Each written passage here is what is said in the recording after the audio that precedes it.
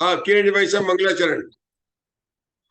ओम नमः सिद्धेभ्यः, ओम नमः सिद्धेभ्यः, ओम नमः सिद्धेभ्यः। जयूधरसेन नाहो जेन महाकम पैरिपावसेलो बुद्धिशिरेण दुर्यो समप्योपुपसन्तस्य समप्योपुपयन्तस्य।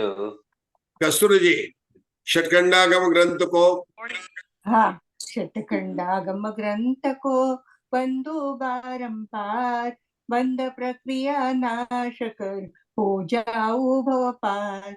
षटखंडागम ग्रंथ का नित्य करू स्वाध्याय कर्म बंध के नाश का यही श्रेष्ठ उपाय, यही श्रेष्ठ उपाय। अनंत भाष्यतम गणर देवे ही गंतियम सम्मम प्रणमामि भक्ति जुतो उदनान महो वही शीर्षा। कीर्तन करोति श्रुताय नमो नमः। रत्नत्रय धारक आचार्य उपाध्याय साधु परमेष्टिभ्यो नमो नमः। धवला पुस्तक 7 जिसमें खुद्दा बंद षटखंडागम के दूसरे खंड की प्ररूपणा है, इसके अंदर आचार्य वीरसेन की टीका मूल सूत्रों के द्वारा प्रकाशित हुई है। हमने इस 7वीं पुस्तक का यहाँ पर वाचना प्रारंभ की है।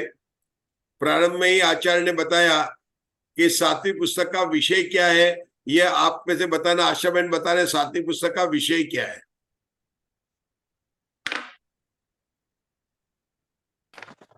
7वीं पुस्तक में जो 24 अनुयोग द्वार है, उसमें से जो अनुयोग द्वार है महाकर्म प्रकृति प्राभत, उसमें से बंधक बंधन अनुयोग द्वार छठा नंबर का द्वार है, उसको लिया गया है। उसके भी 4 भेद किए हैं, बंधक, बंधनीय और बंध विधान। ठीक है ना। तो उसमें से दूसरा जो भेद है बंधक, उसका 14 मार्गणा और 11 अनुयोग वर्णन। अभी हमारी जो अपनी स्वाध्याय चल रही है उसमें अभी उन्होंने 14 मार्गणा का तो बता दिया, लेकिन अभी 11 अनुयोग नार के नाम नहीं बताए। लेकिन टीका में चूंकि बंधक थे तो बंध के हेतु की जब बात आई कि 5 हेतु बताए, मिथ्यात, अवर्ती, प्रमाद, कषाय और योग, तो उसमें बताया कि मिथ्यात से कौन सी प्रकृति बनती है, अविरत से कौन बनती है। इसको लेकर आचार्य वीरसेन ने टीका में हर एक के कौन कौन से प्रकृति में, कौन कौन से गुणस्थान में कौन सी बंध विच्युति होती है, इसकी हमारी बात चल रही है। हमने देखा था कि पहले गुणस्थान में 16 प्रकृति की बंध विच्युति होती है, दूसरे गुणस्थान में कितनी प्रकृति की बंध विच्युति होती है उषा दोषी? 25। उसका क्या नाम है? अनंतानुबंधित दंडक। अनंतानुबंधित दंडक। पहले गुणस्थान में जो 16 होती है उसका नाम क्या? मिथ्यात्व का दंडक। तीसरे गुणस्थान में एक भी प्रकृति की बंध विच्युति नहीं होती है। चौथे गुणस्थान में अप्रत्याख्यानावर्णी कर्म के उदय में बनने वाली 10 प्रकृतियां हैं, तो चौथे गुणस्थान में 10 प्रकृतियों की बंध विच्युति हो जाएगी। बंध विच्युति का क्या मतलब होता है राजुल जी? कि जो प्रकृतियां उस गुणस्थान में तो बनती है लेकिन आगे के गुणस्थान में नहीं बंधे तो उसको कहते हैं बंध विच्युति। क्या बताया किरण जी भाई साहब? बंध विच्युति का क्या अर्थ बताया? कि जो प्रकृतियां उस गुणस्थान में तो बनती है लेकिन आगे के गुणस्थान में नहीं बनती है तो उसको कहते हैं बंध विच्युति। उदाहरण, मिथ्यात्व प्रकृति केवल पहले गुणस्थान में बनती है, तो हम पूछे कि मिथ्यात्व प्रकृति की उदय बंध विच्युति कब होती है? कि पहले गुणस्थान में होती है। अपनी उदय की बात नहीं चल रही, जो बात चल रही उदय की भी बात बताएंगे, लेकिन अभी बंध की बात करो। दोनों को मिलाकर करेंगे ना थोड़ा सा कंफ्यूजन हो जाएगा। तो बंध विच्युति किसको कहते हैं? कि जो प्रकृतियां उस गुणस्थान में बनती है लेकिन आगे के गुणस्थान में नहीं बनती है, तो कहा था उस गुणस्थान में उस प्रकृति की बंध विच्युति हो गई। पहले गुणस्थान में ऐसी 16 प्रकृतियां हैं जिनकी बंध विच्युति होती है। उदाहरण के लिए मिथ्यात्व का उदय पहले गुणस्थान में होता है, मिथ्यात्व का बंध भी पहले गुणस्थान में होता है, आगे गुणस्थान में नहीं होता है, तो इसको कहते हैं मिथ्यात्व प्रकृति की बंध विच्युति पहले गुणस्थान में हो गई है। ये समझाने के लिए बोल रहे हैं। अब मिथ्यात्व के साथ में और भी प्रकृतियां कि हाँ जो मिथ्यात्व के साथ बनती है, जैसे महाभारत में दुर्योधन के साथ में कर्ण रहता था, तो जहां जहां दुर्योधन वहां वहां कर्ण, भले वो कर्ण किसका भी पुत्र हो भाई, भले पांडवों का हो, लेकिन जहां जहां दुर्योधन वहां वहां कर्ण, जहां जहां मिथ्यात्व, ऐसे बोला था ना मैंने, तो जो प्रकृतियां मिथ्यात्व के साथ बनती है उसको क्या बोलते हैं?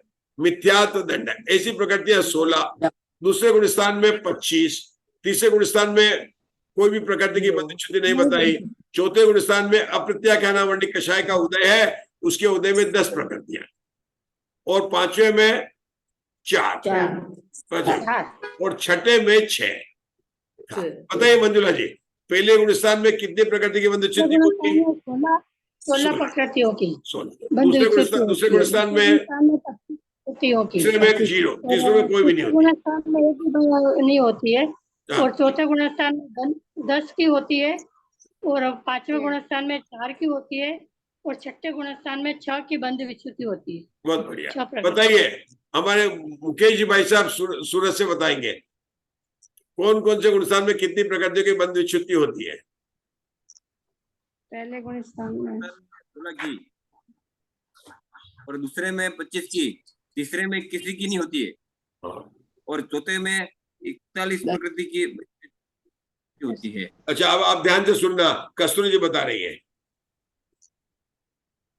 पहले गुणस्थान में 16 की बंध विच्युति होती है, 16 प्रकृति की, दूसरे में 25 की होती है, तीसरे में कुछ भी नहीं होता है, चौथे में 10 की बंध विच्युति होती है, पांचवे में 4 की बंध विच्युति होती है, और छठे में 6 की बंध विच्युति होती है। चलिए आशा बहन।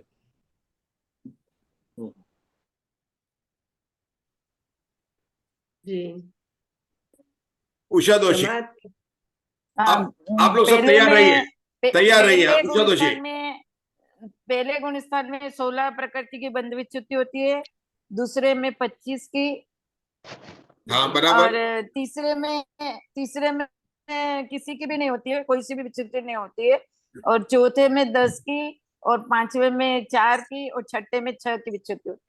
अब आप उसको गिन कर रखिए, तब तक आशा बहन कितनी प्रकृति की विच्युति हो गई है हम आगे पूछेंगे। बोलिए आशा बहन, हर एक गुणस्थान में कितनी प्रकृति की बंध विच्युति होती है?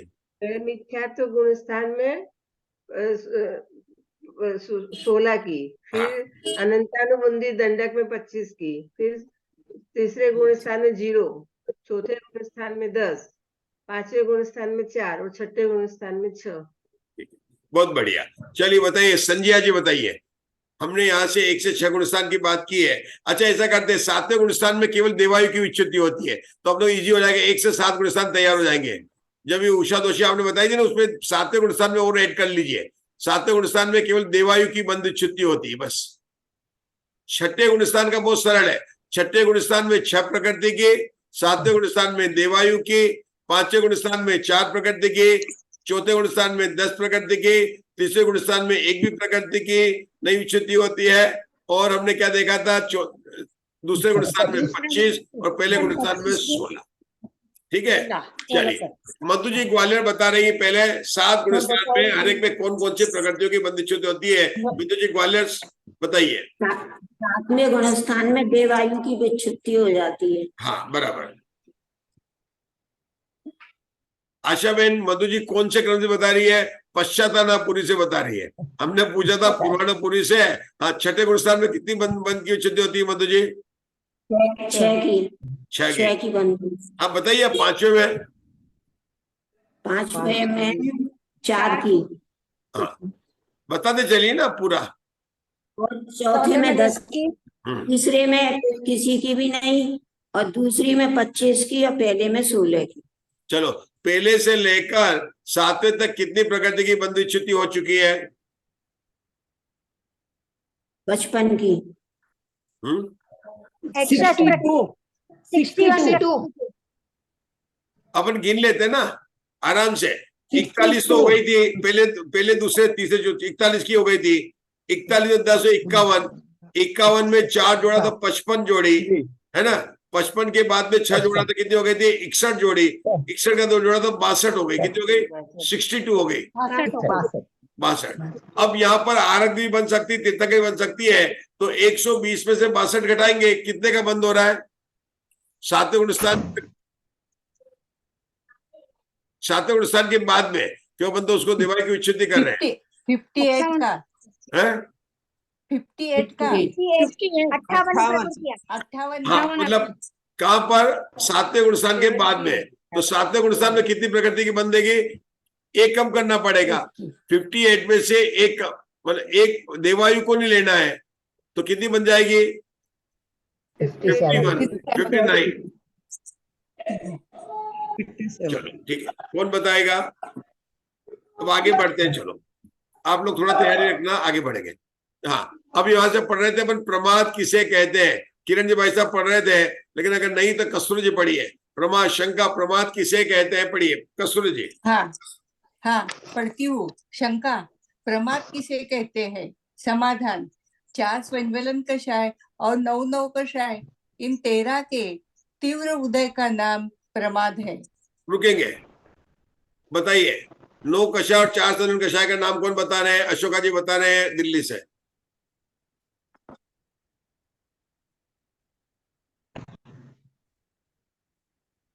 चलिए ममता जी आप बताइए, जो तैयार होते हैं। ममता जी बता रहे हैं, नंबर गया आपका। हाँ ममता जी, 4 स्वयंवलन कषाय और 9 कषाय।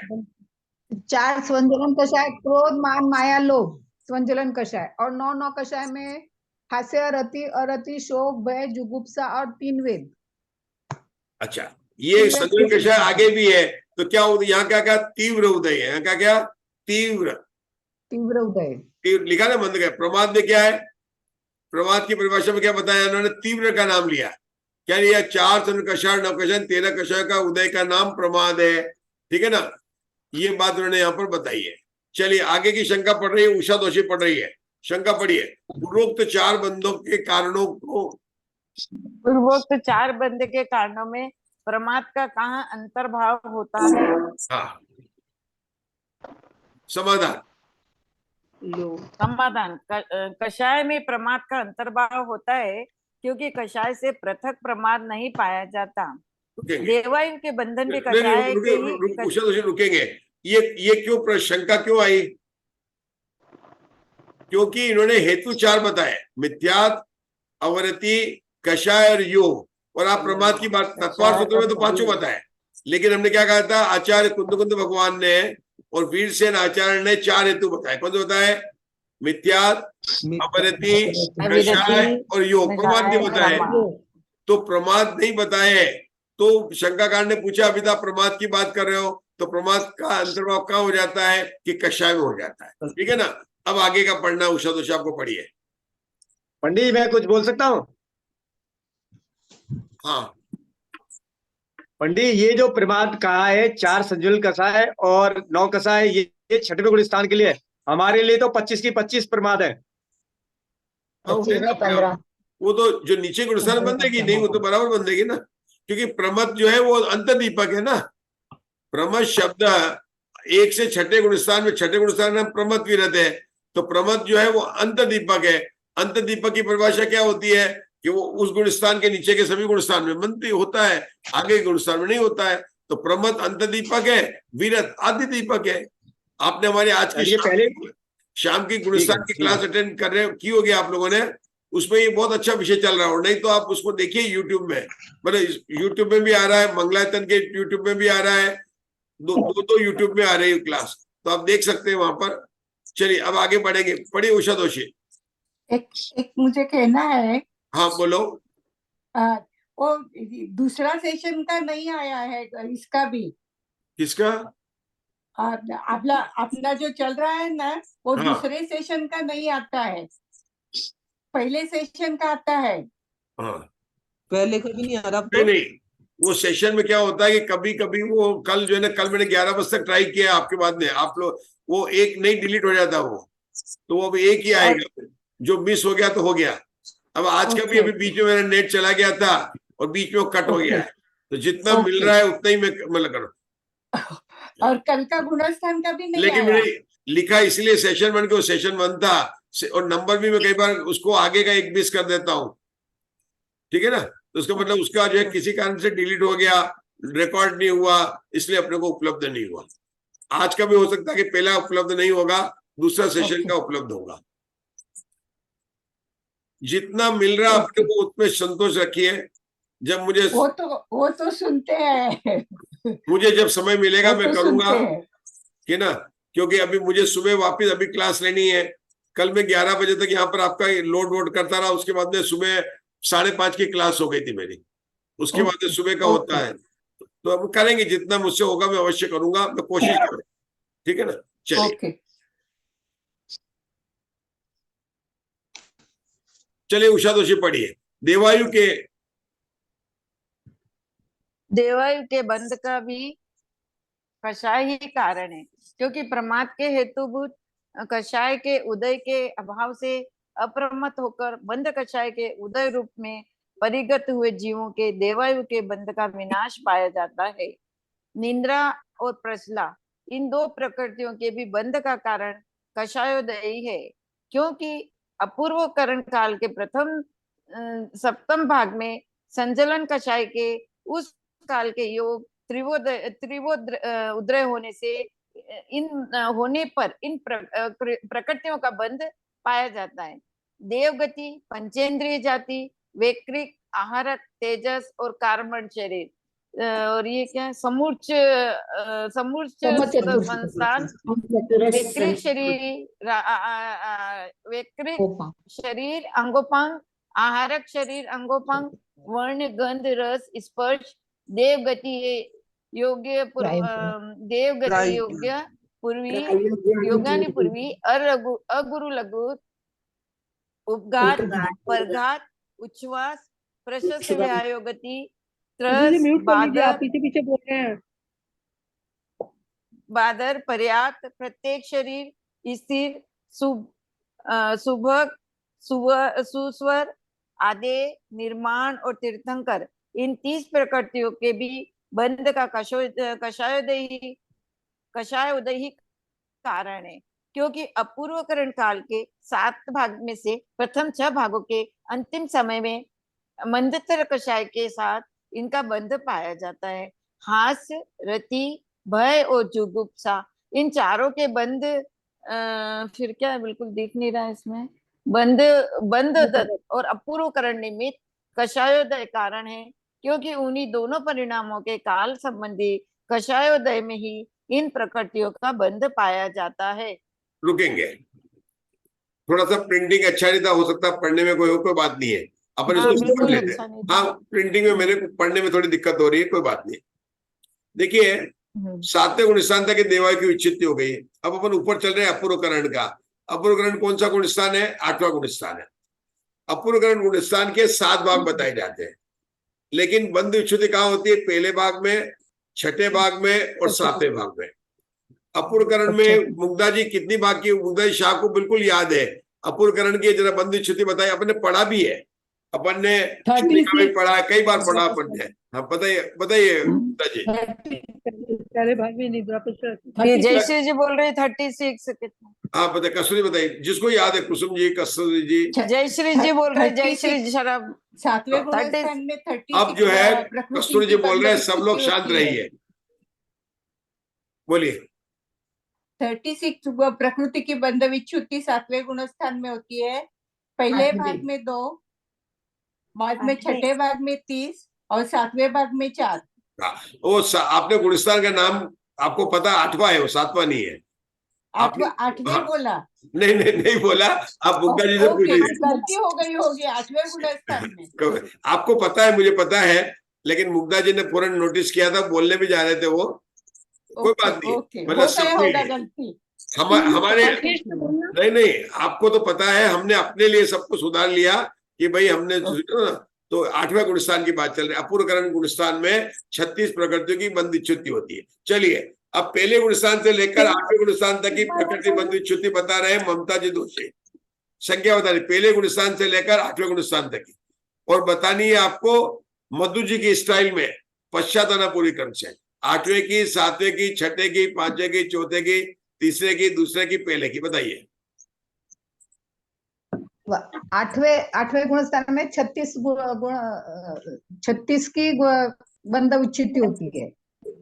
7वें में एक प्रकृति की, 7वें में एक प्रकृति, बहुत बढ़िया। फिर छठे में 6 की बंध विच्छित्ति होती है। हाँ। फिर 5वें में 4 की बंध विच्छित्ति होती है। चौथा में 10 की बंध विच्छित्ति होती है।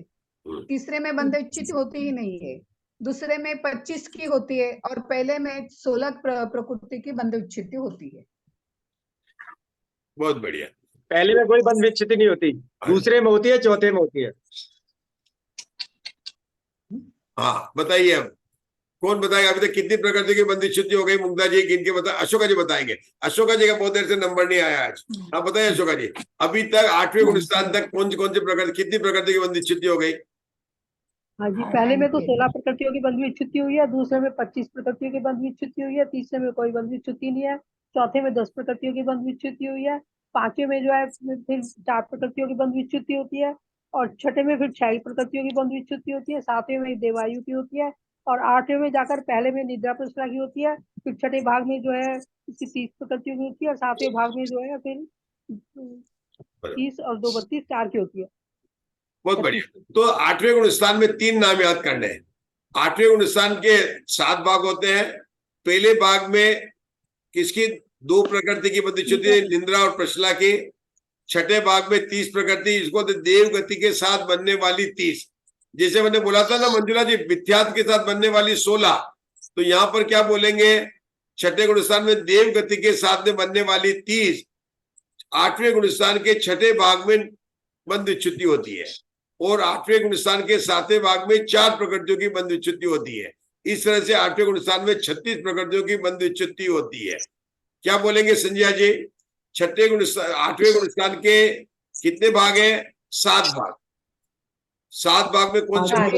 पहले भाग में 2, छठे भाग में 30 और अंतिम भाग में 4। 2 और 30 32 36 प्रकृतियों की बंध विच्छित्ति होती है। बराबर। अब आगे का पढ़ रहे हैं, चलिए आगे का पढ़िए। आप पढ़िए संजय जी, 4 संतुलन कषाय पढ़िए आगे का। 4 संज्वलन कषाय और पुरुषवेद, इन 5 प्रकृतियों के बंध का बादर कषाय कारण है, क्योंकि सूक्ष्म कषाय के सद्भाव में इनका बंध नहीं पाया जाता। 5 ज्ञानावरण ऊपर लेना पड़ेगा। हाँ, 5 ज्ञानावर्णीय, 4 दर्शनावर्णीय, यश, कीर्ति, उच्च गोत्र और 5 अंतराय, इन 16 प्रकृतियों का सामान्य कषायोदय कारण है, क्योंकि कषायों के अभाव में इन प्रकृतियों का बंध नहीं पाया जाता। सातावेदनीय के बंध का योग ही कारण है, क्योंकि मिथ्यात्व, असंयम और कषाय, इनका अभाव होने पर भी अकेले योग के साथ ही इस प्रकृति का बंध पाया जाता है, और योग के अभाव में इस प्रकृति का बंध नहीं पाया जाता, और इनके अतिरिक्त अन्य कोई बंध योग्य प्रकृतियां नहीं है जिससे कि उसमें कोई अन्य कारण हो। 9वें गुण स्थान में उन्होंने 5 प्रकृति बताई, 4 तो संतुलन कषाय और 1 पुरुषवेद। 9वें गुण स्थान में कौन सी बताई? 4 संतुलन कषाय और 1 पुरुषवेद। 10वें गुण स्थान में 16 प्रकृतियां, कौन सी? 5 ज्ञानावर्णी, 4 दर्शनावर्णी, 5 अंतराय और यश, कीर्ति और उच्च गोत्र। इस प्रकार 10वें गुण स्थान तक 119 प्रकृतियों की बंध विच्छित्ति हो चुकी है। अब केवल सातावेदनी प्रकृति बची है, और वो उसका कारण कषाय भी समाप्त हो गया, प्रमाद भी नहीं रहा, आवृत्ति भी नहीं रही, कषाय भी नहीं रहा। तो असाता वेदनी कर्म की प्रकृति का बंध का कारण योग है। ये असाता प्रकृति बंध, असाता नहीं, साता वेदनी की उच्चति हमारे 6ठे गुण स्थान में हो चुकी थी। केवल साता वेदनी का बंध 11वें में, 12वें में और 13वें गुण स्थान में होगा, और उसका कारण है योग है। इस प्रकार से आचार्य ने यहाँ पर 120 प्रकृति की बंध विच्छित्ति की बात यहाँ पर बताई। अब आगे का पढ़ना, शंका पढ़ेंगे। शंका कौन पढ़ने जा रहे हैं? अशोका जी पढ़ने जा रहे हैं। सर 7वें गुण स्थान में कितनी बंध विच्छित्ति हो गई? 7वें गुण स्थान में ये यहाँ पर 119 प्रकृति की कुल प्रकृतियां बंध योग 120 है। अभी यहाँ पर पहले गुण स्थान में 15, अपन देखा ना, पहले गुण स्थान में 15, दूसरे में 25, तीसरे में 1 भी नहीं 0, चौथे में 10, 5वें में 4, छठे में 6, 7वें में 1, 8वें में 36, 90 में 5, 10वें में 16, टोटल कीजिए। 119। 119। देखो मुग्धा ने तुरंत बता दिया। अब कौन से बचे? 7 वेदनी बची 120 में से, तो वो बंदेगी 11, 12 और 13 गुणस्थान में बंदेगी। 14 में कोई भी प्रकृति नहीं बंदेगी, निराश्रय है। चलिए इस प्रकार से बताए। अब शंका बता रहे हैं, पढ़िए। अशोका जी पढ़ रहे हैं। असंयम भी बंध का कारण कहा गया है। असंयम भी बंध का कारण कहा गया है, सो वह किन प्रकृतियों के बंध का कारण है? समाधान, यह शंका ठीक नहीं, क्योंकि संयम के घातक कषाय रूप चारित्र मोहनीय कर्म के उदय का ही नाम असंयम है। शंका, यदि असंयम संयम के घात कषाय रूप चारित्र मोहनी कर्म के उदय का नाम ही असंयम है। बोले असंयम किसे कहते हैं? कषाय रूप चारित्र मोहनी कर्म के उदय का नाम ही असंयम है। चलिए आगे चलिए। हाँ जी, शंका, यदि असंयम कषाय में ही अंतर्भूत होता है, फिर उसका पृथक उपदेश किस लिए किया जाता है?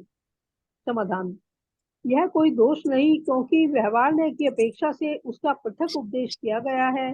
बंध कारणों की यह प्ररूपणा पर्यार्थिक न्याय का आश्रय करके की गई है, पर द्रव्यार्थिक न्याय का अवलंबन करने पर तो बंध का कारण केवल एक ही है, क्योंकि कारण चतुष्क के समूह से ही बंध रूप कार्य उत्पन्न होता है। इस कारण में यही बंध के कारण है। क्या नाम लिखा? इस कारण यही बंध के कारण है। इनके प्रतिपक्षी सम्यक उत्पत्ति, देश संयम, अनंतानुबंधी विसंयोजन, दर्शन मोह की छपना, चारित्र मोह का उपशमन, उपशांत कषाय, चारित्र मोह छपन, शील कषाय और संयोग केवली, ये परिणाम मोक्ष के कारण भूत हैं, क्योंकि इनके रूप से प्रति समय असंख्यात गुण श्रेणी रूप से कर्मों की निद्रा पाई जाती है, किंतु जीवत्व, भव्यत्व, अभव्यत्व आदि जो पारिणामिक भाव है, वे बंध और मोक्ष दोनों में से किसी के भी कारण नहीं है, क्योंकि उनके द्वारा बंध या मोक्ष की प्राप्ति नहीं होती। इस कर्म के क्षय से ये बात कहाँ चली थी अशोका जी कि बंध के कौन से भाव है, मोक्ष के कौन से भाव है, और कौन से भाव है जो कि बंध के भी मोक्ष दोनों के नहीं भाव है। उस दिन अपन ने बोला था पारिणामिक भाव, आज इन्होंने उसको स्पष्ट भी कर दिया। भव्यत्व, अभव्यत्व, ये सारे जो पारिणामिक भाव है, ये सब जीवत्व, भव्यत्व, अभव्यत्व आदि जो पारिणामिक भाव है, वे बंध और मोक्ष दोनों में से किसी के भी कारण नहीं है।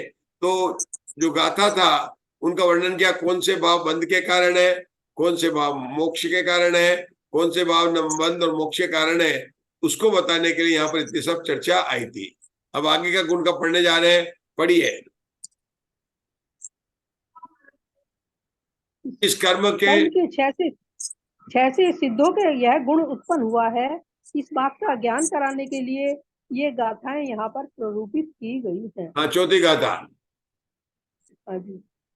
दब गुण पज्जय जे जस ये न जानते जीवो, तस् कक्षाएन सोचित्ये जान दिछवम तयम जुगवम। जिस ज्ञानावंडी कर्म के उदय से जीव जिन द्रव्य, गुण और पर्याय इन तीनों को नहीं देखता है, उसी ज्ञान दर्शनावंडी कर्म के क्षय से वही जीव उन सभी तीनों को एक साथ देखने लगता है। जी, द्रव्य गुण पर्याय को के विषय में बताया। ज्ञानावंडी कर्म के उदय से तो उन्हें देखा, जब तक ज्ञानावंडी कर्म है तब तक क्या उन जीवों जिन द्रव्य गुण पर्याय को केवली भगवान ने समस्त लोगों के द्रव्य गुण पर्याय के जितने भी पदार्थ हैं उनके द्रव्य गुण पर्याय तीनों को जानते हैं। तो जो तो नहीं देखता तो क्या कारण है उसका? दर्शन ज्ञानावरणी और दर्शनावरणी कर्म नहीं जानता और नहीं देखता है, लेकिन इन कर्म के क्षय से उन सभी को एक साथ देखने लग जाता है, युगबद्ध देखने लग जाता है। जो तीनों को नहीं देखता उसको जानता भी देख, वहां पर जानना लिखना चाहिए। उसी दर्शनावरणी कर्म के क्षय से जीव उन तीनों को एक साथ देखने में लगता है। मुझे ऐसा लगता है यहाँ पर जो देखता लिखा ना, वह जानता होना चाहिए। करेक्शन है, ये लगता है जानता लिखना चाहिए। यहाँ पे करेक्शन है, हाँ जानता है। बता करेक्शन दी, जहाँ बताइए। देखता है वहां पे जानता है चाहिए, हाँ और दर्शनावरणीय के यहाँ पे ज्ञानावरणीय चाहिए, और नीचे फिर देखने के यहाँ जानता है चाहिए। हाँ, बोले करेक्शन अपने आप को पता चल रहा है यहाँ पर। हाँ 5वीं गाथा है। हाँ बोलिए। दबे गुण जाए जे जस उदिये नियण पස්සदे जीवो तस् कक्षेण सोचिचिये पස්සदि सर्वं तयम जुगम। हाँ इस दशावनी कर्म के उदय से जीव जिन द्रव्य गुण और पर्याय इन तीनों को देखता है, उसी दशावनी कर्म के क्षय से वही जीव उन सभी तीनों को एक साथ देखने लगता है। तो देखो ये अपने करेक्शन देखा ना, पहली गाथा थी ज्ञानावरणी कर्म, जब तक ज्ञानावरणी कर्म करता तो एक साथ नहीं जानता है, तो पहली गाथा में सब जगह ज्ञानावरणी कर्म लेना और देखने की जगह पर जानना लेना। वो प्रिंटिंग में गलती हो गई है, मुग्धा जी ने बताया, आपने उसको करेक्शन दूसरी गाथा में भी करेक्शन है। हाँ बता दीजिए। हाँ जहाँ पे तीनों को देखता है लिखा है दूसरी लाइन में, वहां पे तीनों को नहीं देखता। हाँ वहां पर नहीं जोड़ना है अपने को, क्योंकि जब तक आवरण है तब तक उसको तीनों को नहीं देखता है। एक साथ की बात चल रही है, दर्शनावरणी कर्म के क्षय से यही जीव उन सभी को तीनों को एक साथ देखता है। एक साथ जानना और एक साथ देखना केवली भगवान के होता है। तो जब तक ज्ञानावरणी का क्षय नहीं है तब एक साथ नहीं देखता है, जब तक दर्शनावरणी कर्म का उदय है तब तक जो है एक साथ नहीं देखता। दोनों लेने का है यहाँ पर, इसलिए देखना। पहली गाथा ज्ञानावरणी कर्म का लेना है, दूसरी गाथा दर्शनावरणी कर्म का। चलिए आगे का। हाँ जी आप बता दीजिए सबको, फिर आगे की गाथा पढ़ी है, बता दीजिए करेक्शन बता दीजिए। दूसरी गाथा में दर्शनावरणी की गाथा में, जिस दर्शनावरणीय कर्म के उदय से जीव जिन द्रव्य गुण पर्याय इन तीनों को नहीं देखता है, नहीं जोड़ना है वहां पे, उसी दर्शनावरण कर्म के क्षय से वही जीव उन सभी तीनों को एक साथ देखने लगता है। तो दूसरी लाइन में नहीं जोड़ना है, तीनों को नहीं देखता ऐसा चाहिए। अब गाथा क्रमांक 6। अब आप पढ़िए मुग्धा जी। हाँ जसोदयेन जीवो स्वहं व दुःखं वधु विहमनुभवै तस्सोदयख एन दु जायदि अपत्थनंत सुहो। जिस वेदनीय कर्म के उदय से जीव सुख और दुख इस दो प्रकार की अवस्था का अनुभव करता है, उस कर्म के उदय के क्षय से आत्मोत्थ अनंत सुख उत्पन्न होता है। हाँ अब देखिए वेदनी कर्म से बात लिया है, वेदनी कर्म से लिखा ना, सुख और दुख इन दोनों प्रकार की अवस्था का अनुभव करता है, उस कर्म के उदय के क्षय से आत्मोत्पन्न अनंत सुख उत्पन्न होता है। ये किसको होता है? वेदनी कर्म का क्षय किसको होता है? केवल सिद्ध भगवान के होता है। जो अनंत भगवान के तो है, तो अनंत भगवान के सुख कौन सा का? अव्याभास सुख का। ध्यान देना, यहाँ पर बात बता रहे हैं कि किस किस कर्म के क्षय से क्या क्या होता है। ज्ञानावरणी की बात की, दर्शनावरणी की, वेदनी की। अब आगे किसकी बात करेंगे? वेदनी कर्म की बात में कौन बताएगा? नाम याद रखिए, ज्ञानावरणी, दर्शनावरणी, वेदनी, मोहनी। तो अब आगे मोहनी की बात करेंगे। क्रम वही है, ज्ञानावरणी, दर्शनावरणी, वेदनीय, मोहनीय, आयु, नाम, गोत्र और अंतराय। ज्ञानावरणी में क्या कहा? जब तक ज्ञानावरणी का क्षय है तब तक द्रव्य गुण पर्याय को एक साथ नहीं जानता है। दर्शनावरणी कर्म क्या है? जब तक दर्शनावरणी कर्म का उदय है तब तक क्या है? उनको एक साथ नहीं देखता। लेकिन ज्ञानावरणी का क्षय हो गया तो एक साथ जानता है। दर्शनावरणी कर्म का हो गया तो उसको केवल दर्शन प्रकट हो गया तो एक साथ देखता। बहुत सरल है। अगर जैसे मुग्धा जी देखते ही, हमको देखते ही पढ़ते ही पता चल गया कि यहाँ पर क्या गलती है। अगर आप थोड़ा देखेंगे ना, केवल ज्ञानावरणी, केवल दर्शनावरणी, तो बिल्कुल समझ में आ जाएगा। विषय बहुत सरल है और हमारे जानो हमें पता चल रहा है। वेदनी कर्म में क्या बताया कि वेदनी कर्म दो प्रकार का होता है, साता वेदनी, असाता वेदनी। सुख दुख का संसार जिसे कहा जा सकता है, उसका जो है अनुभव करता है। जब उसका क्षय होता है, किसको होता है? सिद्ध परमात्मा के। तो कौन सा सुख होता है? अव्यवहार सुख होता है। पढ़िए मुग्धा जी आगे। हाँ, गाथा क्रमांक 7। मिच्छत्त कषायासं जमेहि जसोदयेन परिणमहि जीवो तस्सेवकया तौ विवरिदे गुणे लहहि। जिस मोहनीय कर्म के उदय से जीव मिथ्यात्व, कषाय और असंयम रूप से परिणमन करता है, उसी मोहनीय के क्षय से इनके विपरीत गुणों को प्राप्त करता है। हाँ बताइए, विपरीत गुणों के कौन प्राप्त करता, कौन बताएगा? कौन कौन बहादुर है? बिना देखे आगे बताइए। हाँ उषा जी केकरा बताएंगे। अरिहंत भगवान। नहीं, मिथ्यात्व का उल्टा सम्यक, कषाय का उल्टा अकषाय वितरागता, असंयम का उल्टा संयम। मोहनी कर्म के उद्देश्य जीव क्या हुआ? मिथ्यात्व हुआ, दर्शन मोहनी कर्म के। चाहे तो कौन से कषाय उदय हुआ, असंयम हुआ, तो मोहनी कर्म का जब क्षय हो गया तो विपरीत गुण कौन से हो गए? विपरीत मिथ्यात्व का विपरीत गुण सम्यक, कषाय का अकषाय, अकषाय का वितरागता, असंयम का संयम। क्षायिक सम्यक और यथाख्यात चारित्र। क्षायिक सम्यक और यथाख्यात चारित्र। हाँ ठीक है ना, आप पढ़ के बोल रहे हैं ना? नहीं जी, पढ़ के नहीं बोल रहे, आपने एक बार पूछा था, वो मैंने याद किया। अच्छा ठीक है, बहुत बढ़िया, बहुत अच्छी बात है आपकी। इसमें नहीं लिखा है, आप देख लीजिए नीचे, आगे नहीं लिखा है। हाँ चलिए कोई बात नहीं। मैं क्या बोल रहा हूँ, यह विपरीत गुण लिखा है, बिल्कुल है। सम्यक में लिखा तो शायिक तो उसका किस तरह का सम्यक है, लेकिन वो मिथ्या। जब शायिक सम्यक कहो या वेदक सम्यक कहो या औपशमिक सम्यक कहो, तीनों में मिथ्यात्व नहीं है, तीनों का मिथ्यात्व है। आपने कहा सम्यक है तो औपशमिक सम्यक क्या मिथ्यादर्शी नहीं है क्या? शायिक सम्यकदर्शी का मिथ्यादर्शी नहीं, वेदक सम्यकदर्शी में मिथ्यादर्शी नहीं है, तो उसका विपरीत गुण इस तरह से हमने लिया था। असंयम है, जिसके संयम है, संयम छूट गया था, संयम इस प्रकार से हमने लिया यहाँ पर। बहुत बढ़िया, चलिए आगे चलिए, पढ़िए मुग्धा जी। गाथा क्रमांक 8। जसोदयेन जीवो अनुसमयं हरदि जीव दिवराओ तस्सोदये खेन दु भव मरण विवज्यो होई। सब एक साथ पढ़ लीजिए, सब गाथा एक साथ पढ़ लीजिए, फिर अर्थ कर लेते हैं। हाँ ठीक है।